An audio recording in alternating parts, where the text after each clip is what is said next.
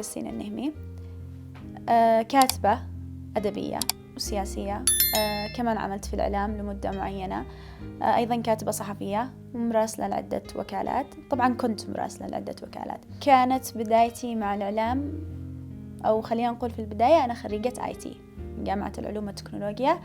كانت بدايتي في الإعلام أقدر أقول صدفة، بس صدفة بنت فيني شغف لمدة 5 سنوات لحد الآن، معطيني استمرارية وإصرار، وهكذا إلى أن وصلت في أول عمل إعلامي كان في قناة اللحظة.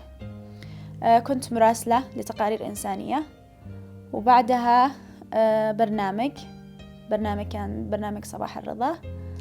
بعد برنامج صباح الرضا كنت تقريبا كاتبة تقارير للوكالة التركية، أيضا كاتبة صحفية أيضا للوكالة التركية اللي هي للصحافة المكتوبة.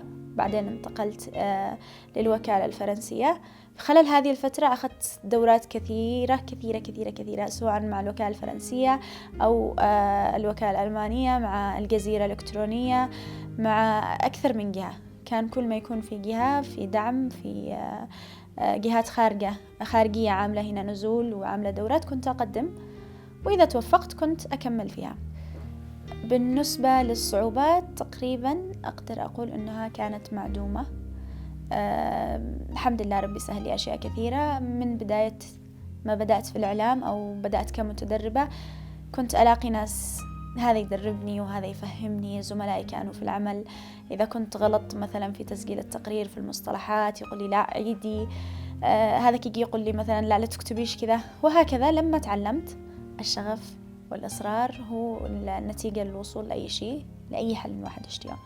فلأنه كان عندي شغف كنت أشتغل على نفسي كثير. تجربتي في الأعمال الإنسانية ما كانتش بصراحة بسيطة، يمكن هي أكثر شيء اللي قلصت شخصيتي، أو نقول خلتني شخصية مختلفة. شفت الناس كيف عايشين، شفت قعر الفقر، شفت الأمراض، عرفت إحنا قد إيش في نعمة، عرفت الإنسان كيف ممكن يوصل لطموحاته. لأنه في ناس بالفعل كنت ألتقي فيهم هم جايين من بيئة ممكن لو كنت أنا فيها ما كنتش بطلع منها شيء، وكان بالفعل يطلعون شخصيات ناجحة، شخصيات مؤثرة في المجتمع. التجربة الإنسانية بشكل عام زي ما قلت بنت فيني كثير. هذا غير أنه في كل نزول إنساني كنت أروح فيني كمية سعادة مش طبيعية. يعني ممكن هذه السعادة كفيلة لمدة أسبوع تخليني أتجاوز كل صعوبات الحياة، وتعطيني طاقة أكثر وإصرار أكثر، تخليني أشتي أعطي عشان أحس بذيك الفرحة، مش بس عشان يعني خليني أقول إنه العمل الإنساني مش بس لهم، وأيضا لي.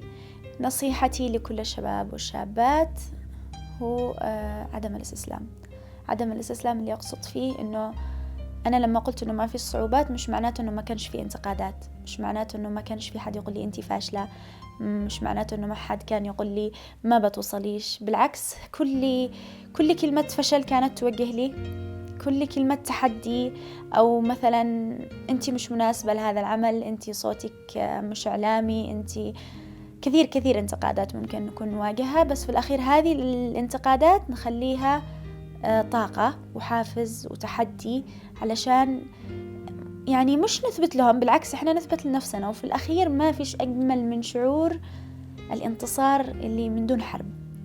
يعني حتى لما يكون في عدو أو فشل في علاقة معينة، سواء أصدقاء سواء زواج، أيا كانت العلاقة، أجمل انتقام هو النجاح، إنك تنجح بنفسك وبذاتك وتطلع أو تنتصر على نفسك قبل الظروف وكل شيء.